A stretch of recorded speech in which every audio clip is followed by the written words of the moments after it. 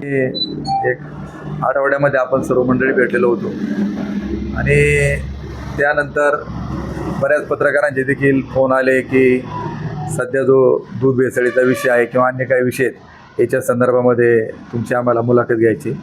तेव्हा मी सांगितलं की 1-2 दिवसामध्ये गेल्या 8-10 दिवसामध्ये ज्या काही घडामोडी झाल्यात त्या संदर्भामध्ये आपण एक पत्रकार परिषद घेऊ आणि त्याच्यामध्ये तुमच्या प्रश्नांना सविस्तर उत्तरं दिली जातील. आपणा सर्वांच्या माहितीस्तव आपली मागच्या वेळी जी प्रेस झाली आणि त्यानंतर 27 तारखेला आणि 29 तारखेला आम्ही या दूध भेसळीच्या विषयाच्या संदर्भामध्ये प्रथमतः मंचर पोलीस स्टेशनला निवेदन घेऊन गेलो आणि त्यावेळी या विभागाचे DYSP अमोल मांडवे साहेब आणि इथले PI सन्माननीय वाघमोडे साहेब या दोघांची वेळ घेऊन त्यांना निवेदन सादर केलं आणि याच्या संदर्भात त्यांच्याशी सविस्तर चर्चा केली की काय काय कारवाई चालू आहे. आता त्यांचं म्हणणं आलं की आम्ही तपास जो आमचा चालू आहे तो योग्य दिशेने चालू आहे आणि याच्यामध्ये गोपनीय काही गोष्टी असतात त्या आम्ही तुम्हाला थेट सांगू शकत नाहीत आणि याच्याबाबत सविस्तर तुम्हाला FDचे अधिकारी सांगू शकतात. परंतु आम्ही त्यांना सांगितलं की तुम्ही पोलीस म्हणून ज्यावेळी आरोपींच्या संदर्भामध्ये त्यांना अटक करण्याचा जो विषय आहे तर गेले 20-25 दिवस झाले 26 आरोपींवर गुन्हा दाखल आहेत, 13 आरोपीच फक्त अटक झाले.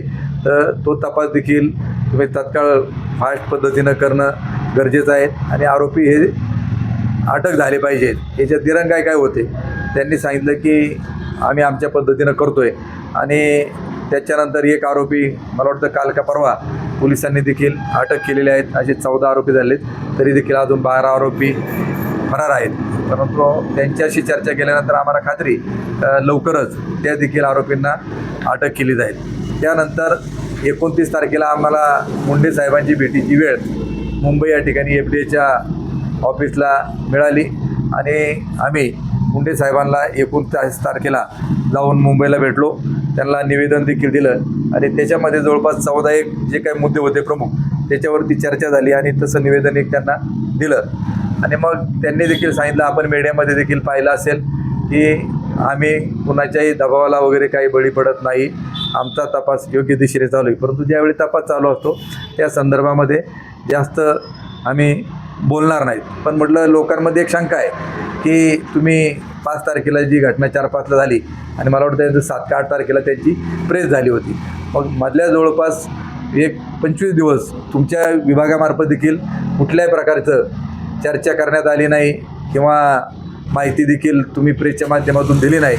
त्यामुळे लोकांमध्ये एक शंका निर्माण झाली काही हे प्रकरणावरती कुणा राजकीय दबाव आला की काय सगळं काही थंड आहे.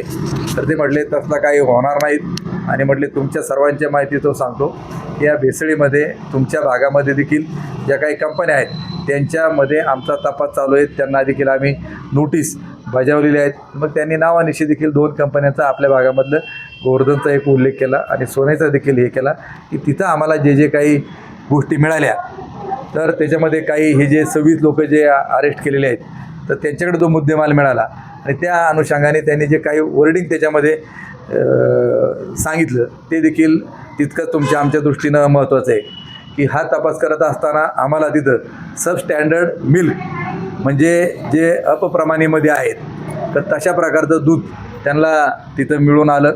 त्याचप्रमाणे दुसरं एक त्यांनी सांगितलं की अडल्ट्रेशन मिल्क हे देखील आम्हाला तिथं तपासामध्ये आढळलेलं आहे किंवा जे अडल्ट्रेशन मिल्क तयार केलं जातं हे भेसळयुक्त पदार्थांचं वापरण करून. तर आपण सर्वांच्या माहितीस्तव आपण जर त्याच्यात बारकाईनं जर विचार केला किंवा गुगलवर जर सर्च केलं तर त्याचं मिनिंग काय होतं, त्याचा अर्थ काय त्याच्यामध्ये का अडल्ट्रेशन मिल्क हे जे आहे की हे आरोग्याच्या दृष्टीनं धोकादायक अपायकारक आहेत आणि कॅन्सर जो होतो तर याच्यामध्ये अडल्ट्रेशन मिल्क हे मोठ्या प्रमाणामध्ये कॅन्सरला होण्यास कारणीभूत आहेत. यापूर्वी आपण सांगत होतो अनेक वेळा की रासायनिक कीटकनाशकं असतील, पेस्टिसाइड्स असतील किंवा पाण्याचे जे दूषित पाणी असेल याच्या माध्यमातून प्रामुख्याने आपण जे भाजीपाला वगैरे खातो तर हे प्रमुख घटक आहेत. परंतु आपण याच्यामध्ये प्रामुख्याने तो भाग एक जरी असेल तर दुसऱ्या बाजूला सर्वात जादा अडल्ट्रेशन मिल्क हे कॅन्सरला प्रवृत्त त्या ठिकाणी करते आणि म्हणून आयुक्तांनी FDAच्या ज्यावेळी याचा उल्लेख केलेला आहे का हे अडल्ट्रेशन मिल्क ह्या लोकांनी स्वीकारलेलं आहे. म्हणून मी आपणा सर्वांना या निमित्ताने किंवा तमाम आता मीडियाच्या पुढे सांगत असताना पब्लिकला देखील मी या निमित्ताने सांगू इच्छितो की ज्या पद्धतीनं भेसळखोरांवरती कारवाई चालू आहे, तर आपल्या परिसरामध्ये की जर असं कुणी काही कृत्य जर करत असेल ते तात्काळ आपण निदर्शनास आणून दिलं पाहिजे. कदाचित आपल्याला कोणाची जर भीती वाटत असेल, तुम्ही आम्हाला फोन करू शकता किंवा निनावी किंवा तुम्ही मेसेज करू शकता. तुमचं नाव आम्ही कुठेही एक्सपोज करणार नाही. परंतु आज आपल्या परिसरामध्ये सर्वात जादा ज्यावेळी कॅन्सरचे पेशंट आढळून येतात, तर प्रामुख्याने हे भेसळयुक्त दूध हे मुख्य त्याला कारणीभूत आहेत. आजपर्यंत एवढी जी कॅन्सरने लोक मृत झालीत किंवा आज कॅन्सरग्रस्त जे उपाय चालू आहेत, याला जबाबदार कोण? तर हे भेसळखोर आणि हा भेसळीचा माल घेणारे जे हे दूध कंपन्या आहेत, हे याला सर्वस्वी जबाबदार आहेत. या आमचं प्रामुख्याने उद्याच्या काळामध्ये असा जर पेशंट त्या ठिकाणी आढळला आणि त्याच्यावर हे होत असेल, ही जबाबदारी देखील ही त्यांची ही ते नाकारू शकत नाही. त्याचबरोबर दुसरं एक आम्ही त्यांना विचारलं की आम्हाला मधल्या काळामध्ये इथल्या लोकप्रतिनिधींनाच भाषणामध्ये सांगितलं की 3-2 आणि 8-3च्या खालची दुधं तिथं स्वीकारली जाणार नाहीत. मग शेतकऱ्यांनी दुधांचं करायचं काय? त्यांनी क्लिअर कट सांगितलेलं आहे की दूध विक्रीच्या संदर्भामध्ये 3-2-8-3चा हा क्रायटेरिया हा विक्री करणाऱ्यांकरता आहेत, दूध उत्पादकांसाठी नाही. दूध उत्पादकांकरता जे दूध तुम्ही घालता त्याचे फॅट SNF जे काही येतं त्याप्रमाणे तुम्हाला दर मिळत असतो आणि तो पॉईंटला 30 पैशांनी कमी मिळत असतो. आणि कंपन्यांमध्ये ही विक्री करता म्हणजे जे आपण घरगुती वापराकरता पाऊचमध्ये आपल्याला जे मिळतं ते 3-2-8-3 आहेत, परंतु जे बाय प्रॉडक्ट वापरतात त्याचे निकष हे खालच्या याचे आहेत. त्यामुळे ते दूध कुठल्याही प्रकारे शेतकऱ्याचा त्रास होणार नाहीत. त्या कंपन्या ते दूध जे आहे ते बाय प्रॉडक्ट करता घेतात, ते काही भेसळयुक्त नाहीत. फक्त त्याचे SNF फॅट जर कमी असेल तर तो उपपदार्थांकरता बाय प्रॉडक्ट करता वापरला जातो. परंतु त्याचबरोबर मागचे 6 महिने वर्षापूर्वीचा जर आपण काही काळ जर तपासला, तर याच्यामध्ये ह्या ज्या दूध उत्पादक कंपन्या आहेत यांना राज्य सरकार असेल केंद्र सरकारच्या माध्यमातून जवळपास प्रति लिटर 7 रुपयाप्रमाणे 1700 कोटी रुपयाची अनुदानं यांना मिळालेली. मग तुम्ही शेतकऱ्यांना जास्तीत जास्त कसा फायदा होईल, सुविधा दुधाची क्वालिटी परत वाढण्याकरता, जसं उदाहरण म्हणून आपण सर्व सांगतो की भीमाशंकर साखर कारखाना आपला सहकारी साखर कारखाना, तर या कारखान्यामध्ये ऊस उत्पादक जे ऊस घालतात, तर त्या शेतकऱ्याचं एकरी उत्पादन वाढवण्याकरता आपण ऊस विकास विभाग निर्माण केलेला आहे की त्याच्यात कृषी पदवीधर लोक आहेत, ते शेतकऱ्याला जाऊन मार्गदर्शन करतात, डिप्लोमावाली लोक आहेत आणि टनेज कसं वाढेल आणि चांगला ऊस कसा मिळेल याकरता काम करतात. तशाच प्रकारे आज जिल्हा दूध संघ असेल, आता इथं पत्रकार DK वळसे आहेत, त्यांनी काही काळ तिथं काम केलं आहे. आपल्याकडे देखील पशुवैद्यकीय अधिकाऱ्यांची नेमणूक संघामध्ये देखील आहेत आणि ते लोकांना येऊन शेतकऱ्यांना सांगत असतात. आमचं म्हणणं अशा प्रकारचं आहे की जर दूध चांगल्या प्रकारचं शेतकऱ्याचं दुधाचं उत्पादन वाढलं पाहिजे, निर्भेळ दूध आलं पाहिजे, क्वालिटी सुधारली पाहिजे, याकरता या कंपन्यांनी पशुवैद्यकीय अधिकारी मोठ्या प्रमाणामध्ये ते घेतले पाहिजेत. आणि तुम्हाला ज्या ज्या संस्थांची दूधं येतात त्या फील्डवरती जाऊन, जसं प्रभात असेल किंवा डायनॅमिक्स आहेत, मोठ्या प्रमाणामध्ये त्यांच्याकडे पशुवैद्यकीय अधिकारी आहेत, BVSC झालेले आहेत. तशा प्रकारे यांनी ते अधिकारी घेणं हे सुद्धा गरजेचं आहे, हे देखील मी त्यांना सांगतो. कारण शेवटी तुम्ही अनुदान घेतलेलं आहे सरकारकडून, ते तुम्हाला नाकारता येणार नाहीत. त्याचबरोबर भेसळ ही जी मोठ्या प्रमाणामध्ये जे दूध आहे, तर हे पावडर प्लॅन्टवाल्यांमध्ये मोठ्या प्रमाणामध्ये वापरलं जातं आहे, हे देखील तपासामध्ये आपण सर्वांना निश्चित पुढं आल्याशिवाय राहणार नाही. त्याचबरोबर ह्या ज्या कंपन्या आहेत की जर त्यांचा SNF कमी लागला 0.1नी, तो 0.30नी जर कमी केला पाहिजे, परंतु ती 1-1 रुपये लिटरला त्या ठिकाणी मारतात आणि अनुदान घेताना तुम्ही 5 ते 7 रुपये प्रति लिटरप्रमाणे घेता, याच्याकडे देखील लक्ष वेधू इच्छितो. त्याचबरोबर आमचं मागच्या वेळी म्हणणं आहे आज देखील की लोकप्रतिनिधींना आमचं हे सांगणं त्या ठिकाणी, मागच्या वेळी आम्ही सांगितलं होतं की तुम्ही ज्यावेळी विधिमंडळामध्ये चर्चा झाली त्यावेळी ते ह्या विषयावर बोलले नाहीत, परंतु अजून देखील आमचं त्यांना म्हणणं की अधिवेशन जरी संपलं असेल त्यावेळी आम्ही सांगितलं की तुम्ही एक पत्र की हे जे भेसळखोर ज्यावेळी ज्या आपल्या तालुक्यातील कंपनीचं नाव पुढे येतं, त्यांनी एक पत्र FDAच्या कमिशनर याची सखोल चौकशी झाली पाहिजे आणि यांना आम्ही कुणालाही पाठीशी त्या ठिकाणी घालणार नाहीत, हे लेखी पत्र त्यांनी देणं अत्यंत गरजेचं आहे. जसं मी मागे बोललो आज देखील ठामत्यावरती आहे की जसं एखादं काम मंजुरी करण्याकरता मंजूर झाल्यानंतर ते पत्र लगेच दाखवलं जातं, हे आमच्या पत्रामुळे झालं. तसंच उद्याच्या काळामध्ये यांच्यावर ज्यावेळी कारवाई होईल तर आम्हाला देखील लोकांना का यांनी देखील कारवाई करण्याकरता मागणी केलेली होती की हे भेसळयुक्त जे आहेत ज्यांच्यामुळे या परिसरामध्ये कॅन्सरने अधिक लोक गेलीत किंवा बाधित झालेत, तर यांना हे पाठीशी घालणार आहेत, ही देखील आमची मागणी प्रामुख्याने आहे. मगाशी म्हणाले की आंबेगाव तालुक्यातील 2 दूध संस्थांना नोटिसा काढलेल्या आहेत. सगळ्यात मागे मी असं मला त्या संस्थांचं नाव ऐकू लागलं. नाही त्यांनी मुंडे साहेबांचं सांगितलं मी तुम्हाला की मुंडे साहेबांनी 2 कंपन्यांची नावं सांगितली. एक नावं काय? गोवर्धनचं एक नाव सांगितलं आणि सोनाईचं एक नाव सांगितलं. त्यांचा बाईट देखील तुम्ही सर्वांनी पाहिलेला असेल, जी बातमी आली असेल. म्हणून आंबेगावमधली गोवर्धन कंपनीचा देखील त्यांनी उल्लेख केलेला आहे. साहेब सब स्टँडर्ड मिल्क ही नक्की तुमची संकल्पना काय? सब स्टँडर्ड मिल्क म्हणजे काय? सब स्टँडर्ड म्हणजे तुम्ही आता 2 शब्द घेतले, दोन- अडल्ट्रेशन मिल्क आणि सब स्टँडर्ड मिल्क. मला सब स्टँडर्डचं मिल्क आणि अडल्ट्रेशनचं मिल्क जरा सांगितलं तर बरं होईल. सब स्टँडर्ड मिल्क म्हणजे ज्याचा दर्जा निकृष्ट प्रकारचा आहे, तर त्याच्यामध्ये पाण्याची वगैरे भेसळ असू शकते किंवा दुसरं अन्य काही गोष्टींची त्याच्यामध्ये भेसळ असू शकते की जे निकषामध्ये बसायला पाहिजे ते बसत. आणि जे अडल्ट्रेशन मिल्क जे आहे तर हे भेसळयुक्त आहेत का, ज्याच्यामध्ये डिटर्जंट असेल, त्याच्यानंतर शॅम्पू असेल का, हे जे घटक कॅन्सर सारखा रोग ज्याच्यामुळे होऊ शकतो असं अडल्ट्रेशन मिल्कमध्ये येतं. बरोबर आहे. आता तुम्ही जे आता म्हणालात की कमी क्वालिटीचं दूध खरेदीसाठी का विक्रीसाठी? खरेदीसाठी क्वालिटी मीन्स ऐका मला, ऐका 2 मिनिट एकच मिनिट म्हणजे असे काही शेतकरी आहेत आंबेगाव तालुक्यात असो, महाराष्ट्रात असो, असे जवळजवळ 40% शेतकरी आहेत का त्यांची फॅट 3 पेक्षा लागत नाही, जास्त लागत नाही, किंवा त्यांचा एसएनएफ सुद्धा 7.5 पेक्षा जास्त लागत नाही. मग अशा शेतकऱ्यांनी काय करायचं? अशा शेतकऱ्यांची दुधं आज देखील कुणी नाकारत नाही, सगळी स्वीकारली जातात. मी तुम्हालाही सांगितलं की जे प्रॉडक्ट करता वापरलं जातात, विक्री करता जे दूध द्यायचे ते 3-2-8-3च्या पुढचं द्यायचे. आज मला सांगा की कोणाचं दूध 3-2च्या खालचं आणि 8-3च्या खालचं नाकारलेलं आहे, तुम्ही आम्हाला ते सांगा. FDAनी जे पत्र काढलेलं आहे, जे फॉर्मॅट त्यांचं ज्याच्यामध्ये आहे त्याच्यामध्ये कुठंही त्याच्या खालची दूध स्वीकारू नये असा उल्लेख नाही. असेल तर तुम्ही आम्हाला दाखवा. शेतकऱ्याचं दूध कुठल्या क्वालिटीचं असतं तरी कुठल्याही क्वालिटीचं नाही, त्याचं जर फॅट ऐका मी 100 गवळी ज्यावेळी असतील तर त्याच्यामध्ये 8 ते 10 गवळ्याची दुधं ही 3-2च्या मध्ये 3-0 असतात, 2-8 असतात, 2-9 असतात आणि फॅट देखील त्यांची 3-7.5च्या दरम्यान असते.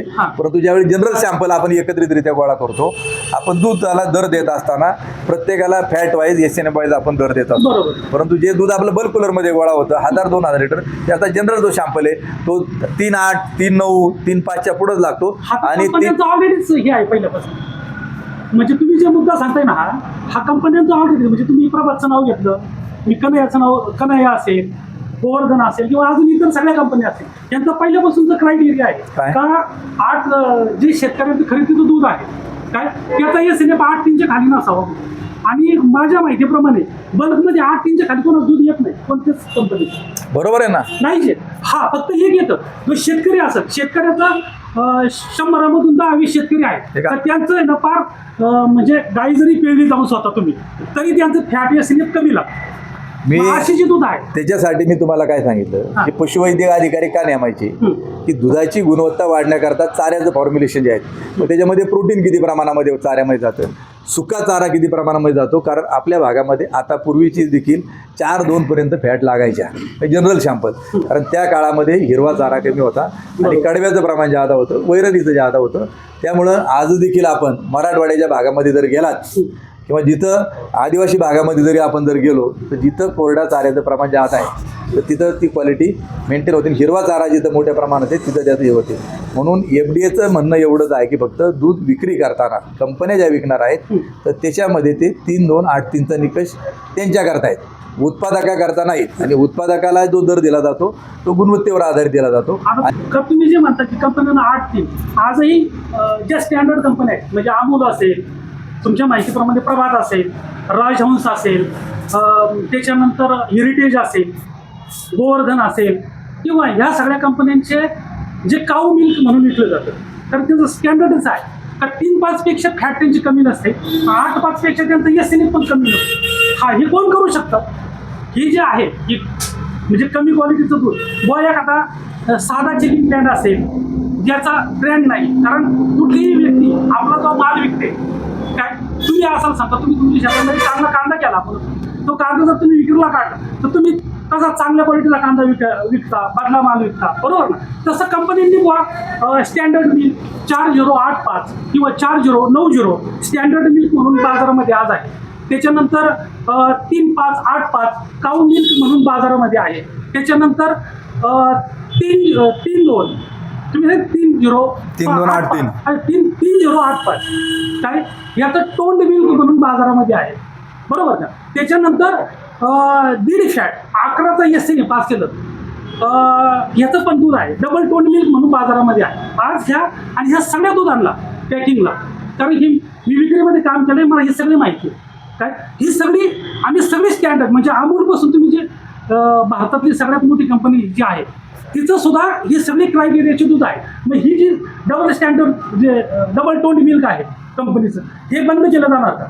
त्याच्यानंतर 3.2चं जे फॅटचं दूध आहे ते बंद केलं जाणार का. 3.5 8.5चं दूध ठेवलं जाणार का. आता हे पहा, हे विषय जे आहे त्याबाबत तुमची भूमिका काय? तुमची भूमिका मी काही एफडीचा अधिकारी नाही, नाही, मला माझं हा मी काही एफडीचा अधिकारी नाही, काय क्वालिटीचं घ्यावं काय घेऊ नये. आमचं म्हणणं एक आहे की शेतकरी म्हणून, शेतकऱ्याचा प्रतिनिधी म्हणून ज्यावेळी एफडी कमिशनरला जाऊन भेटलो त्यावेळी इथं शिवगिरीला ज्यावेळी आमदारांनी सांगितलं की स्वप्नील ढमढेरे संघाचे एक्स चेअरमन होते, त्यांना म्हटले की स्वप्नील उद्या 3283च्या खालच्या दुधांचं करणार काय. तर आम्ही त्यांना एफडीच्या कमिशनरला जाऊन विचारलं की असं लोकप्रतिनिधींनी भाषणात सांगितलेलं आहे. तर याचं त्यांनी सांगितलं आम्ही शेतकऱ्यांच्या बाबत असं कुठल्याही प्रकारचं आमचं पत्र नाही, असं तर दाखवा. आता तो जो विषय तुमचा, तर तुम्हाला जे वाटत असेल तुम्ही एफडीला विचारू शकता किंवा NDDB वाल्यांना विचारू शकता. त्यामुळे शेतकऱ्यांची काय अजून कोणाची तक्रार नाही. शेतकरी जर तक्रार आली तर आम्ही पुन्हा कमिशनरला जाऊन भेटू का तुमच्या या निर्णयामुळे लोक आड. बरं. ऐका ना, दुसरा एक मुद्दा असा आहे साहेब. ऐका ना, राज्यात अनेक ठिकाणी बेसळीचे रॅकेट सापडले, मात्र तुम्ही ह्या मनसरच्याच बेसळ रॅकेट होती का? का हे का? आज माझ्या आमच्या माहितीप्रमाणे राज्याच्या अनेक भागामध्ये बेसळखोर आहे. एक मिनिट याला तुमच्याला जोडूनच बोलतोय का महाराष्ट्रात सगळीकडे आहे, पण महाराष्ट्रात कुठेही कुठल्याही तालुक्यात एवढा एकच नाही. हे व्यक्तिगत रागातून आहे का इतर काही कारण आहे त्याला? कारण तुमच्या आंदोलनाला लोकांचं असं म्हणणं आहे की राजकीय वास आहे, म्हणून मी तुम्हाला आता विचारतो. तुम्ही कोणत्या नजरेतून पाहता त्याच्यावर आहे. नाही असं मी कोणत्या नजरेतून 4-5 लोक कोणत्या नजरेतून पाहतो ते बघा. आम्ही सगळं तुमचा प्रश्न झाला, मला बोलू द्या. बोलू द्या. ज्यावेळी रेड पडली हा. त्यावेळी पहिली कुठं पडली, कुठं पडली, सांगा पत्रकार. कुठं पडली, पडली असं तुमचं म्हणणं. हा? मनसरमध्ये नाही कुठं पडली आता सांगा ना तुम्ही सांगा ना, तुम्हाला माहिती आहे. पडल्या तेवढे पहिली जी रेड पडली आणि जी पहिली प्रेस झाली हा. मुंडे साहेबांची, त्याच्यामध्ये सगळ्या मीडियाला आंबेगावचं नाव आलं. आणि आंबेगाव हा तालुका दूध उत्पादनामध्ये म्हणजे तालुक्याचंच आहे म्हणत, इथं मोठा प्लॅन्ट आहे, राज्यातल्या अनेक भागामधून इथं दूध येतं. आणि आपण देखील म्हणतो की आमच्या तालुक्यामध्ये 10-15 लाख लिटर दूध इथं निर्माण होतात. आणि जे आरोपी पकडले गेले, गुन्हा दाखल झाला, तो पहिला गुन्हा मंचर पोलीस स्टेशनला दाखल झाला. ऐका जरा 2 मिनिट माझं होतं. इथल्या पोलीस स्टेशनला दाखल झाला आणि दाखल झाल्यानंतर आंबेगावचं नाव हे सगळीकडे बदनाम त्या ठिकाणी झालं. आंबेगाव शेतीप्रधान भीमाशंकरची पावनभूमी म्हणून या तालुक्याची ओळख सगळ्या ठिकाणी आहे. परंतु ज्यावेळी हे दूध भेसळीचं निर्माण करणारं रॅकेट इथं सापडलं, दूध घेणारे देखील इथं कंपन्या इथल्या सापडल्यात. आणि मग साहजिक एक ज्यावेळी इथल्या दूध उत्पादकांना जर न्याय द्यायचा असेल, कॅन्सरसारख्या आजारापासून लोकांना जर आपल्याला वाचवायचं असेल, तर आमची नैतिक जबाबदारी आहे की आम्ही त्याच्यामध्ये लिडिंग केलं पाहिजेत. आणि म्हणून आम्ही ते आंदोलन केलं. व्यक्तिगत आमचं काय कोणाचं घेणं, ऐका जरा 2 मिनिट माझं होतं, मग तुमच्या प्रश्नाला मी उत्तर देतो. वैयक्तिक काय कोणाचं आमचं काय भांडण, कोणाचं घेणं देणं त्याच्याशी नाही. आम्ही लोकांच्या ह्याच्याकरता राखणार. जसं 2024 सालामध्ये दुधामध्ये आळ्या सापडण्याचं प्रकरण ज्यावेळी झालं त्यावेळी देखील आम्ही त्याच्यावरती लिडिंग केलेलंच होतं. त्याच्यामुळं असं काय कोणी मानायचं नाही का व्यक्तिगत कोणाच्या विरोधामध्ये आम्ही उतरलोय आणि हे केलंय. आता आम्ही दोन्ही याची नावं घेतली, जे काही हे भेसळीवाले पत्र देताना सुद्धा आंदोलन करताना देखील आम्ही राज्याचाच उल्लेख त्याच्यामध्ये केला. एक प्रश्न विचारतो. मुंडे साहेबांनी सर मंतरचं नाव बदनाम होत असताना देखील मंतरच्या ग्रामस्थ त्या दिवशी होते. दूध संस्था एफडीने पण केलं, ते पण चालू व्हायला लागल्या. चालू झाल्या सगळ्या संस्था. ज्या संस्था बंद होतील, त्या चालू व्हायला लागल्या. तुम्ही आज गव्हर्नमेंटचं नाव घेतलं, अथर्व मिल म्हणून आहे कंपनी, तिच्यावर हे चालू होतं, इथं आकाश मिल होती, चालू झाल्या कंपन्या या कशा चालू झाल्या. एफडीने जर कारवाई केली तर हे गव्हर्नमेंट प्लॅन इथं आहे की सोनई आहे तुम्ही जे म्हणताय, किंवा तुमचा एक मिनिट सोनई आहे किंवा गोवर्धन आहे, असं किंवा त्या कंपन्यांमध्ये अडल्ट्रेशन दूध सापडलं असं तुमचं म्हणणं आहे. तुम्हाला एफडीएच्या अधिकाऱ्यांनी सांगितलं, त्यांनी कोणत्या निकषाच्या अधिकाऱ्यावर सांगितलं का त्यांनी ते अडल्ट्रेशन दूध आहे तुकाराम मुंडेंची जी बाईट आहे ते जे बोलले तेच तुम्हाला आम्ही सांगितलं. चर्चा करून नाही आली. हे बघा तुम्ही कसं आहे मी तुम्हाला मागायची झाली एफ द्यायचा का मी काय अधिकार नाही. काय झालं ऐकून घ्या. विषय काय झाला माहिती आहे का साहेब? ऐका ना. उच्च न्यायालयाने त्यांनी 3 वेळा ठरवलेलं आहे. एक त्यांनी पंचतारीख हॉटेल बंद केलं होतं, त्याच्यावर त्यांचं स्टेटमेंट असं सांगतो आहे याच्यापेक्षा पुढचं. सगळ्या हॉस्पिटलमध्ये जर काही आढळलं तुम्ही लगेच बंद करणार, त्यांनी सगळ्यांनी घेऊन रस्त्यावर जायचं, हे हायकोर्टाचा आदेश आहे, तो वाचा तुम्ही. हा नसू द्या ना हो साहेब. एक मिनिट. आता हा झाला विषय प्रेसचा किंवा याचा, पण याच्या पुढची गोष्ट सांगतो. मी सेलमध्ये काम करतो. दुधाचं काम मी 20 वर्ष सेलमध्ये केले. मी कन्हैया या डेअरीत काम केलं, मी हेरिटेजमध्ये काम केलंय, मी प्रभातमध्ये काम केलंय, मी सेल्स मॅनेजर म्हणून काम केलं. आज अशी परिस्थिती आहे की आंबेगाव तालुक्यात आंबेगाव तालुका, खेड तालुका आणि जुन्नर तालुक्याचं दूध बाहेरच्या तालुक्यांमध्ये लोक घ्यायला तयार नाहीत. याचा परिणाम शेतकऱ्यांवर होणार आहे. बरोबर आहे, बरोबर याचा आहे. परिणाम तुमची जाहिरात होणार आहे तुमची. म्हणून मी तुम्हाला पहिला प्रश्न केला, हे वाची राहत आहे. का माहिती आहे तुम्ही आता? तसं नाही. हे लक्षात घ्या. विषय कसा आहे माहिती आहे? सर्वसामान्य जो शेतकरी आहे, त्या शेतकऱ्याचं दूध जर विकत घेतलं गेलं नाही भविष्यामध्ये, तर त्याला जबाबदार तुम्ही आहात. हा महत्वाचा मुद्दा आहे. कारण ह्यासाठी आहे ना, आपल्या भागातले अनेक लोक भुसरी झालं, पुण्यामध्ये डेरे टाकून तिथून दूध देतात. इथून दूध देतात ते आणि तिथं आपलं ते दूध पॅकिंग करून विकतात.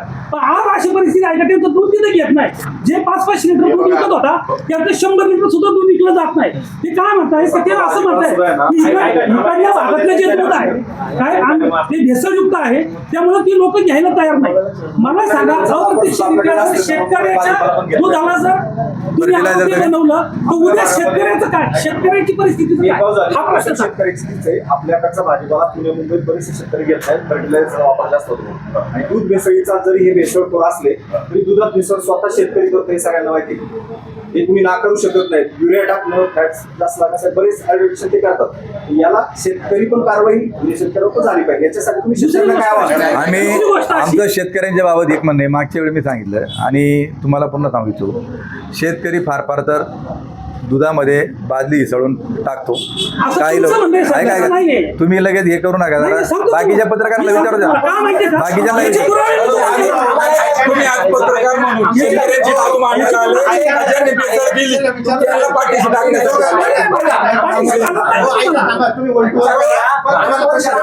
तुम्ही त्याची सेपरेट मुलाखत घ्या.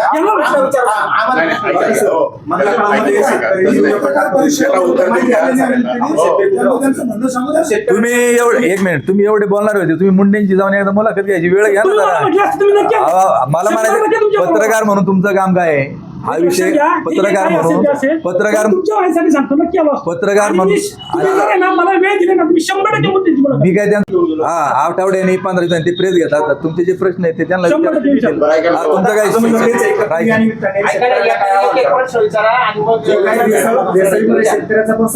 आम्ही पहिल्यांदाच सांगितलं पत्रात एक सांगतो. भीमाशंकरची पावनभूमी म्हणून ओळख असणाऱ्या आंबेगाव तालुक्याची देशात बराच बदनामी झाली आहे, हे आम्ही उल्लेख केलेला आहे. आणि इथलं शेतकऱ्याचं उत्पन्नाचं साधन शेती सोडून दुसरं काही नाही.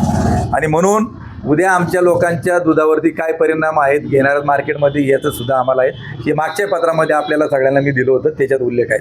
म्हणून आमची शेतकऱ्यांना विनंती आहे की आपण शेतकरी बांधवांनी जर कुणी अशा प्रकारे काही करत असेल तर त्यांनी याच्यापासून बाजूला झालं पाहिजे. की जसा तुकाराम महाराजांनी मी सांगितलेलं का देती घेती नरका जाती, देणारा घेणारा दोन्ही त्याच्यामध्ये आहेत.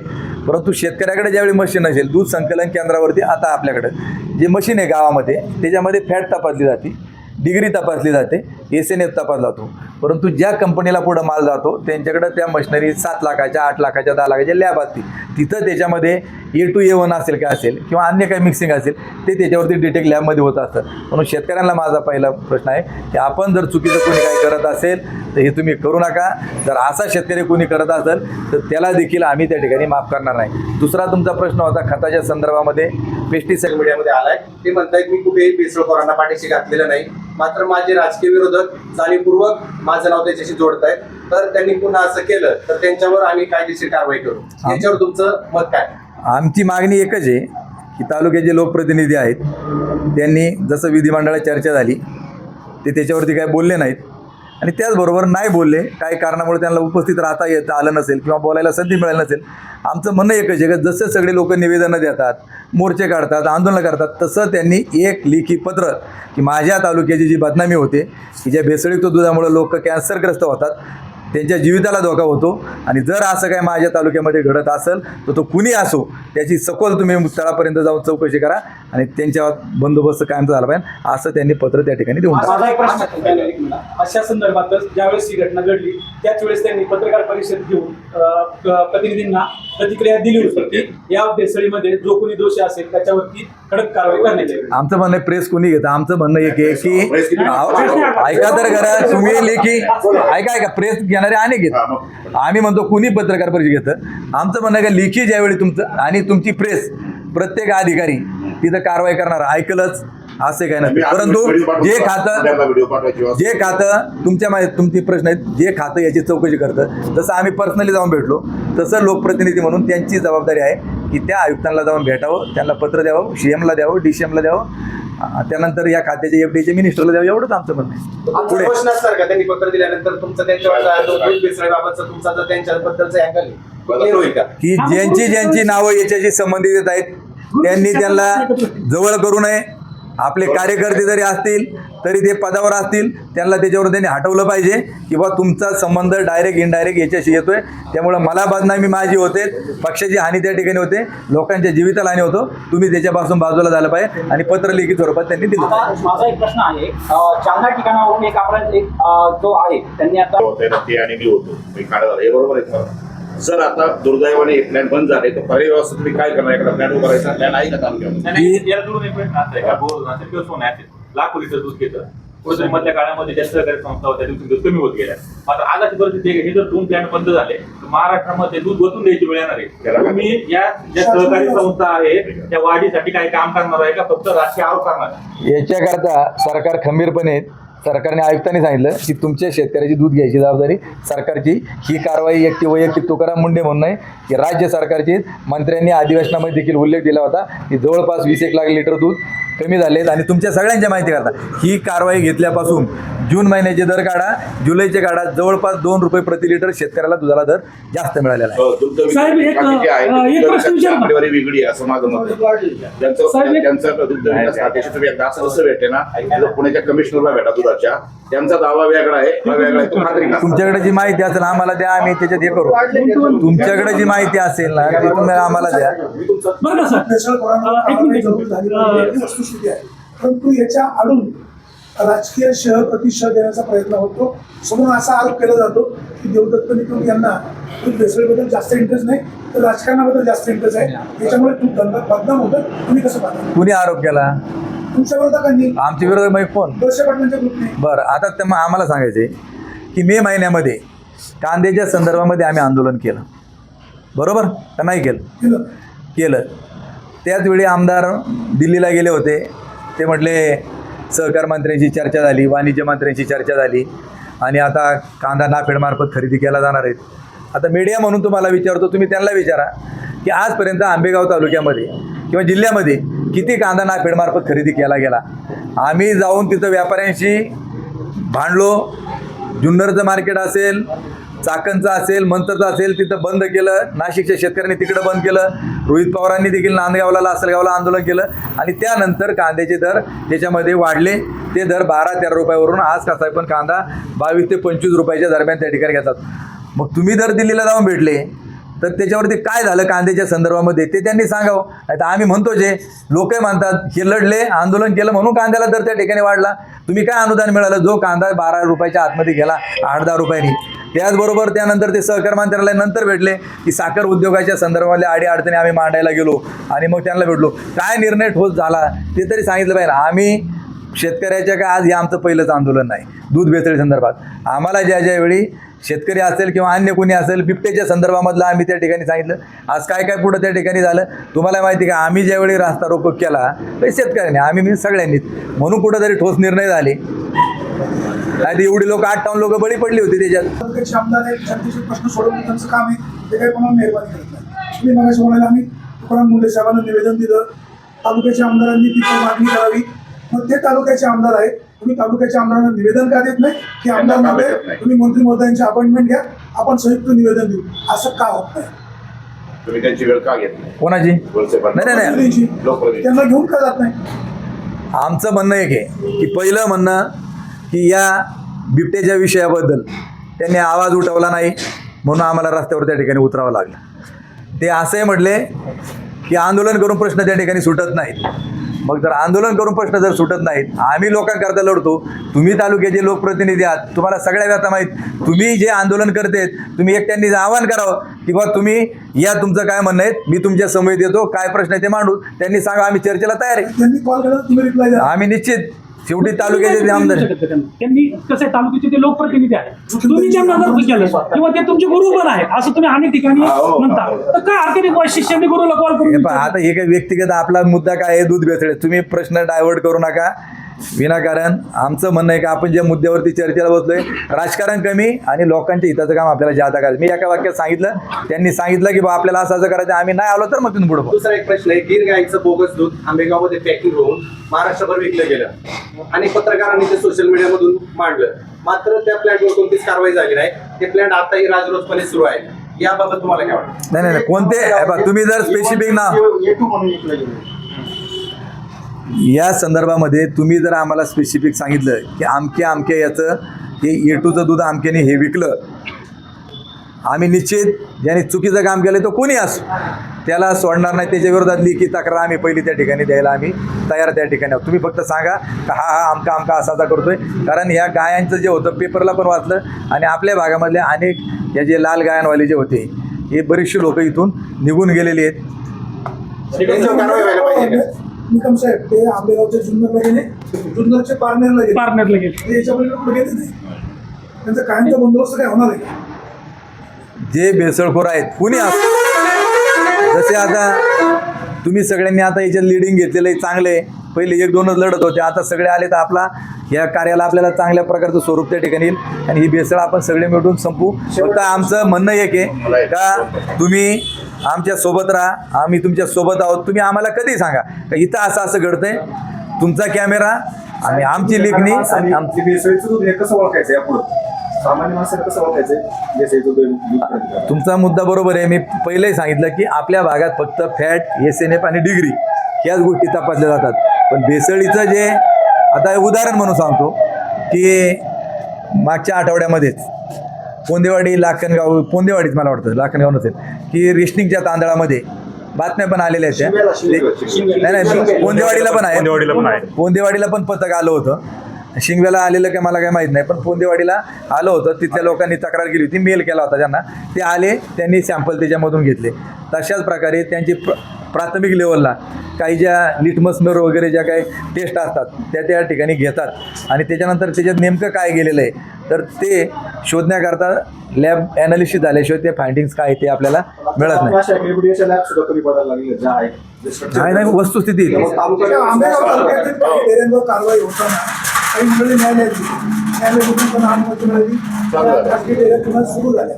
मग तुकाराम मुंडेंची कारवाईची पद्धत चुकीची होते का किंवा तुकाराम मुंडेंना डॅमेज करण्याचा प्रयत्न होतो का? कोर्टाची ऑर्डर मी वाचली नाहीत, परंतु मला संजय थोरात आणि बारकू जगताप यांची ज्यावेळी त्यांच्या डेऱ्यांवरती कारवाई झाली त्यावेळी त्यांचे फोन आले होते, असं आमचं झाले. आम्ही त्यांना स्पष्ट सांगितलं की तुमचं जर काय चुकीचं जर त्या ठिकाणी असेल तर आम्ही कोणालाही सपोर्ट त्या ठिकाणी करू शकत नाहीत. त्यांनी असं सांगितलं की आम्ही FDAच्या अधिकाऱ्यांना भेटलो, त्यांनी सांगितलं की तुम्ही अपिलामध्ये जा. मग ते मुंबईला अपिलामध्ये गेले, त्याचबरोबर त्यांनी हायकोर्टात गेले. हायकोर्टातून ऐकण्यात आहे फक्त की त्यांनी ज्या त्यांना 17 का 32 काय अटी आहेत त्याच्यामध्ये वेगवेगळ्या फॉर्मॅटमध्ये त्या सगळ्याचे निकष त्यांना पूर्ण करण्यासाठी सांगितलं. आता हे भेसळीचं होतं का त्यांच्यामध्ये ज्या काही सुविधा ज्या ठेवायच्या असतात त्याच्यामध्ये कमतरता होती, हे माझ्यापर्यंत कागद त्या ठिकाणी आलेला नाही. भेसळीचा असेल तर त्यांच्या विरोधात देखील आम्ही आवाज उठवल्याशिवाय राहणार त्या ठिकाणी. कसं आहे, याच्यामध्ये FDAची कारवाई झाली, मनसरमध्ये त्यामध्ये एकही डेअरी नव्हती. मात्र कुठे महाराष्ट्रामध्ये मनसरचं आपल्या बदनामी झालेलं आहे, तर त्याची विनाकारण मनसरची बदनामी झाली आहे. या गोष्टी तुम्ही सहमत आहात का? आता ज्यावेळी आंदोलन झालं त्यावेळी देखील मंत्र्याचे राजाभाऊंनी देखील हा मुद्दा मांडला. विषय काय झाला की आरोपी पकडल्यानंतर जे पकडले त्यांची गावं आली मंतर कोणाचं गाव नाही. ऐका जो पकडला आता लोडाचं गाव कोणतंही माहित नाही मला, जिल्हा नाही proper. बरोबर. त्याच्यानंतर हिंगे जो होता, काहींचं जिथं राहतात त्यांनी तोंडी सांगितलं, परंतु जी FIR आहे, FIR जी आहे आणि कोर्टामध्ये पोलिसांनी जे म्हणणं सादर केलं त्यावेळी आरोपींचं आयडेंटिटी घेतलं आणि त्याच्यावरती जो पत्ता आहे तो त्याच्यामध्ये लिहिलेला आहे. प्रथमदर्शनी फिर्याद देताना त्यांनी सांगितलं की हा मंतरमध्ये, मंतरला पकडला, मंतर लिहिला, परंतु ज्यावेळी त्याचे आयडेंटिटी घेतले त्यावेळी तो ज्या गावचा आहे त्या गावाचा उल्लेख त्याच्यात. मंतरची पत्ता विनाकारण झाली की याच्याबद्दल तुम्ही सहमत आहात? आम्ही अजिबात सहमती होत नाही. ज्या गावचा असेल तर त्याच्याच गावात आलं पाहिजे. मंतर ती ऐका ना, ठीक आहे सर. मंतर आणि आंबेगावची बदनामी त्याची झाली. जे आंबेगाव मनसेचं नाव बदनाम झाले आता महाराष्ट्रात मेन म्हणजे दूध भेसळीचं ज्या टायमाला रेट झाली ती पहिली कुठे झाली? अवतरेला. हो सर. औषधी कुठे आंबेगाव तालुक्यात आहे का? तुम्ही बोला ना. आंबेगाव मध्येच आहे. मग आंबेगाव तालुक्यामध्ये औषधी मेन सूत्रधार कुठले? आता मेन सूत्रधार त्याच्यामध्ये आता सुशांत दिंडी असं ना लोड असं हे मेन सूत्रधार कुठले? आता लोढा रायला म्हणतो आंबेगावचेच आहेत ना. मग ते आंबेगावचं नाव बदनाम म्हणतात. मग आंबेगावचे जरी सूत्रधार निघाल्यानंतर आंबेगावचं नाव बदनाम होणार नाही का? याच्यावरती काय म्हटलं सांगा. बरं, ऐका. कसं आहे? ऐका, तो विषय घ्या. तुम्ही आता एक चांगला प्रश्न लक्ष करतो. त्यांनी असं सांगितलं दुधाची गुणवत्ता वाढीसाठी जसं भीमाशंकर कारखान्याने कृषी परिरक्षक ठेवले, बरोबर ना? शेतात भीमाशंकर जे विघ्नरचे कोऑपरेटिव्ह मध्ये आहेत, खाजगीवाल्यांचे नाहीत. आता हा मी सांगतो तुम्हाला जे आपल्या परिसरात आहे. तुम्ही असं म्हणू शकता का भीमाशंकर कारखाना विघ्नरचा आदर्श घेऊन सगळ्या दूध प्रकल्पांनी जसं त्यांनी कृषी पदवीवर ठेवले तसे यांनी पशुवैद्यकीय ठेवावं असं यस, माझं म्हणणं ठाम आहे. माझं म्हणणं हेच आहे की जसं मी कात्रचा उल्लेख केला, कारण जे आता आमची संस्था आहे कात्रला दूध देते, त्यांचे पशुवैद्यकीय अधिकारी येतात, लोकांच्या मिटिंग घेतात. मधल्या काळामध्ये सह्याद्रीवाले जे डायनॅमिकचे होते ते पण आले होते, त्यांनी पण मिटिंग घेतलं. तसं आमचं म्हणणं देखील आहे का इथं गोवर्धनचा प्लॅन्ट मोठ्या प्रमाणात तुमच्याकडे राज्यातून दूध येतं, तर गोवर्धनवाल्यांनी देखील मोठ्या प्रमाणामध्ये पशुवैद्यकीय अधिकारी ची नेमणूक करावी आणि ते गावोगावी त्यांना एरिया वाटून द्यावा की त्यांनी तिथं मार्गदर्शन लोकांना करावं की जेणेकरून दुधाची क्वालिटी. पत्र देणार का तुम्ही त्यांना? पत्र लिखी देणार? उद्याच्या उद्या त्यांना शेटची वेळ घेऊन त्यांना भेटणार? नाही आमकेची भेटन तमकेची त्यांचं जे कोणी ऐका आम्ही त्या कंपनीचे कोण, आता मला सांगतो, तुम्ही मला जे नोटीस दिलं होतं ते संजय मिश्रांनी मला नोटीस दिलं होतं डायरेक्टर म्हणून. तर संजय मिश्रांना मी पत्र देतो का तुमच्या कंपनी मार्फत. शेवटचा एक प्रश्न एक प्रश्न मला शिल्लक आहे. तुमच्यापूर्वी लोकसभा निवडणुकीला तुम्ही सगळे एकत्र होता तेव्हा दही खायचे, तूप खायचे, सगळं एकत्र खायचे. आता तुम्हाला त्यांचं दूध खराब लागतं, त्यांचं तूप खराब लागतं, राजकारणातून विभक्त झाले म्हणून त्यांचं मीठ आणली का, असा कॉमन प्रश्न. मी तुम्हाला पहिलं सांगतो, व्यक्तिगत आमचा कोणाच्या विरोधामध्ये लढाई आमची त्या ठिकाणी नाही.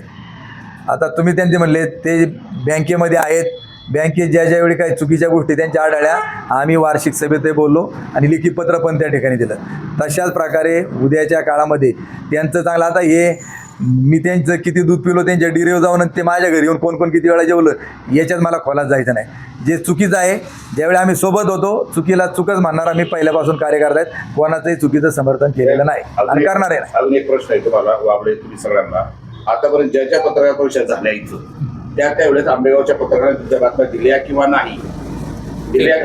आता ज्या वेळी काय झालं असेल, बरोबर, काही वेळात गेल्या असतील, काही वेळा नसतीलही गेल्या, पण नाही आता स्पेसिफिक नाही. आता आमच्याकडे ज्या आलेल्या आहेत त्याची कात्रणं आम्ही तुम्हाला तुम्ही कोणतं स्पेसिफिक बोललं पाहिजे कोणतं? माझा प्रश्न असा आहे का ह्या मीडिया असेल म्हणजे सोशल असेल, जाधव असेल, आंबेगावचे पत्रकार, विषय आंबेगावचा आहे, वाणीला 5 मिनिटं आणि यांना बाजूला ठेवू.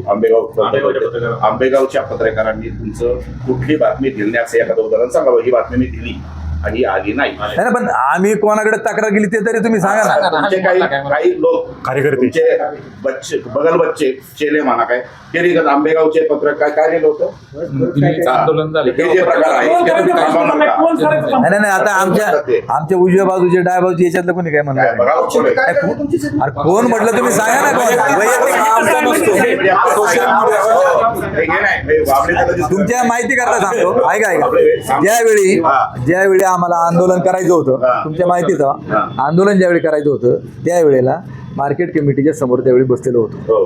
तर त्यावेळी काही लोक बोलले नाही बोलले ते ठीक आहे. नंतर काल परवा 4-5 दिवस परत फोन केले आंबेगावचे पत्रकार. एवढं दिल्लीला आंदोलन झालं, आंदोलनात लोकल मीडिया आला, चॅनल ते त्यांनी सुरुवात केली आणि त्याच्यानंतर नॅशनल मीडिया आला. नॅशनल मीडिया नॅशनल मीडियाला किती झेलावं लागलं तरुणांना, तसं काही गोष्टीत लवकर काही गोष्टी आल्या नाही, त्यांना कोणी पाठीशी घालत नाही आणि त्यांना कोण सांगत नाही तुम्ही कट कर. बातमी लावली हे बघा आंबेगाव याचं ऐका, तुम्ही पत्रकार ऐका का, जे पत्रकार हा नुसता तालुक्यापुरता मर्यादित नाही, त्याला ज्यावेळी कळल तो कुठली बातमी लावू शकतो. आता पुन्हा सांगतो, आता उतरडे संदीप उतरडे सगळ्यात पहिला आवाज त्यांनी उठवला, पहिली बातमी लावली. तुम्ही उठवला. मला कदाचित माहीत नव्हतं, अननोन असेल, दिलगिरी व्यक्त करतो, तुमचं अभिनंदन, त्यांचं अभिनंदन करतो. त्यानंतर हळूहळू हा उठाव मोठा होत गेला. आज मी मागाशी सांगितलं, तुम्ही सगळे पत्रकार आलेत आणि हा विषय तुम्ही सिरियसली घेतलेला आहे, कारण कॅन्सरसारखा आजार जर या भेसळीतून होत असेल तर हे मीडिया म्हणून तुमची माझी सगळ्यांची नैतिक जबाबदारी आहे का याच्याबाबत आपण याच्या पुढं जागृत राहू. मागं काय घडलं याच्यात खोलात न जाता इथून पुढे आपण जागृतपणे सगळ्या बातम्या लावायच्या. सर काय माहिती का, विषय असा आहे की शेतकऱ्यांवर ना पुढे थांबले वाईट परिस्थिती होऊ शकते, म्हणून त्यावर आपल्याला या गोष्टीवर बाजू मांडतात, फक्त शेतकरी खाणारे बी पुण्यात आपलेच आहे, मुंबईला आपलेच आहे. पण एखाद्या कुटुंबात कॅन्सर झाला ना का त्या कुटुंबाला अख्खे पैसे जातात आणि त्या कुटुंबात 10 लोक आहेत ना, 10 लोक आहे ना, त्यांना नक्की सजा झाली पाहिजे. 10 लाखांची नक्की सजा झाली पाहिजे. पण याचा अर्थ असं नाही मला- बाकीच्या 100 लोकांना तुम्ही त्याच्यामध्ये काय होतं तुमच्या बोलण्यातून आहे ना, आपण आरोपींना पाठीशी घालायचं काय हा प्रश्न तयार होतो. कॅन्सर मुक्त किंवा कॅन्सर तालुक्याची वाटचाल असं म्हटलंय, तर कॅन्सर मुक्तीसाठी काय प्रयोजन किंवा आपलं काय प्लॅनिंग आहे? आता प्लॅनिंगमध्ये आता तुम्ही पाहताय का जिथं जिथं सार्वजनिक कार्यक्रम असतील, मुख्य दशकरी असेल, त्या कार्यक्रमाच्या वेळी मी स्वतः देखील या संदर्भामध्ये लोकांना अनेक वेळा सांगतो. कारण मी देखील युरोपमध्ये माझा माल जात असतो, त्यावेळी आम्ही त्याचे निकष पाळतो, कोणती औषधं मारावी, कोणती मारावी. तसं माझं म्हणणं आहे की याबाबत की आता म्हणजे मला जी माहिती कळलेली आहे की राहुरी कृषी विद्यापीठ आणि महाराष्ट्र शासन यांच्या संयुक्त विद्यमाने DMRT खोडपासून 5 किलोमीटर रेडियसमध्ये ते 5 गावं सिलेक्ट करणारे 10 शेतकरी निवडणार आहेत का जिथं रेसिड्यू फ्री शेती उत्पादन कसं तयार हे ट्रायल बेसवर प्रोजेक्ट घेणार आहेत. कारण मीना नदीचं देखील नारायणगावपासून खालच्या भागातले पाणी हे दूषित झालेले आहेत, पिण्यास अयोग्य आहेत आणि त्याच्या माध्यमातून देखील इथं कॅन्सरचे पेशंट वाढत आहेत, त्याबाबत एक तो सर्वे करणार आहेत. म्हणून माझी राज्य सरकार आणि खास करून कृषी विभागाला विनंती राहील की नुसतं याचं फॉर्म घ्या भरून, त्याचप्रमाणे ही योजना आहे ती योजना आहेत, परंतु शेतकऱ्याने माल करताना कोणत्या स्टेजला फळ भाज्यांवरती कोणतं औषध मारावं, कोणतं मारू नये याबाबत काम करणं गरजेचं आहे. आणि खास करून मला पत्रकारांना देखील सांगायचं की आपण बऱ्याच वेळ म्हणतो रासायनिक खतं. आता आम्ही शेती करत असताना युरोपला माल ज्यावेळी जातो, आजपर्यंत रासायनिक खतांमध्ये NPKच्या व्यतिरिक्त कुठलं काय नव्हतं, तर त्याच्यामध्ये पोटॅश जादा निघलं म्हणून माल त्या ठिकाणी थांबला किंवा फेरस त्याच्यामध्ये जादा आलं म्हणून असं झालं, असं काय घडत नाही. जो माल रिजेक्ट होतो हा पेस्टिसाईड, बुरशीनाशकं आणि कीटकनाशकं याच्यामुळं आणि हे जे अडल्ट्रंट मिल्क आहे याच्या संदर्भामधला विषय, तर याच्याबाबत आपण रासायनिक खताच्या बाबत ज्यादा येणे, तर ही जी पेस्टिसाईड इन्सेक्टिसाईड आंदोलन सुरुवातीला तुम्ही मिटिंग घेतल्या, सर्व बाकीचे पक्ष एकत्र होते, नंतर एकत्र आंदोलन केलं, त्याच्यानंतर तुम्ही एकटेच मुंबईला गेले, नंतर रमेश भाऊ यांनी एकटेच नाही, आमच्यामध्ये फुटीचा काही विषय नाही. तुमच्या सर्वांच्या माहितीचं सांगतो की मुंबईला जात असताना ज्यावेळी मुंडे साहेबांची आम्हाला टायमिंग कन्फर्म झालं त्यावेळी देखील मी सगळ्यांशी बोललो. गुरुपौर्णिमा होती, कोणाला काय अडचण कोणाला काय अडचण याच्यामुळं काही लोकांना त्या ठिकाणी येता आलं नाही आणि जो तो आपला त्याच्या पक्षाच्या लेवलवरती तो त्या ठिकाणी काम करत असतो. आमचा हेतू एकच आहे का हे जे भेसळ आहे ही थांबली पाहिजे, रोखायची, हा आमचा सगळ्यांचा उद्देश आहे. जो तो आपल्या पद्धतीने त्या पक्षाच्या लेवलवर काम करतो. शेवटचा मुद्दा, तुमच्या पक्षाचे प्रमुख शरदचंद्रजी पवार गुरुपौर्णिमेला दिलीप वळसे पाटील त्यांना भेटले, त्यांचं दर्शन घेतलं, शुभेच्छा दिल्या. तुमचे राजकीय गुरु तालुक्यातील दिलीप वळसे पाटील यांना गुरुपौर्णिमेच्या काय शुभेच्छा? हे पहा, मी मागे सांगितलं 5 मे 2024ला जी घटना घडली आणि ज्यावेळी मी त्यांच्यासोबत 32 वर्ष होतो, माझ्या घरामध्ये त्यांचा फोटो देखील होता, परंतु मी त्या दिवसापासून ठरवलं की तुमचे माझे संबंध संपले. एकाच वाक्यात सांगला विषय. मला ज्यावेळी अटक करण्याकरता पोलीस स्टेशनवरती मोर्चा काढण्यात आला त्या दिवसापासून मी ठरवलं तर परत तिथं जाणे येणे नाही. या आंदोलनात पुढच्या भूमिका काय? राजकारण का करणार? तो ज्याचा त्याचा विषय, तर आता खिलाडू वृत्तीनं त्यांना विचारा. ते परवा पारगावला म्हटले मी कोणाला सोडणार नाही, आता एकाकडे बघतो यावर तुमचं उत्तर काय राहील? आता म्हणले तर त्याचं उत्तर काय आहे? आमचं म्हणणं एकच आहे, ते आमदार आहेत, त्यांनी असं म्हणू नये. जसं मी त्यांना सांगितलं, माझी बदनामी केली त्यांनी.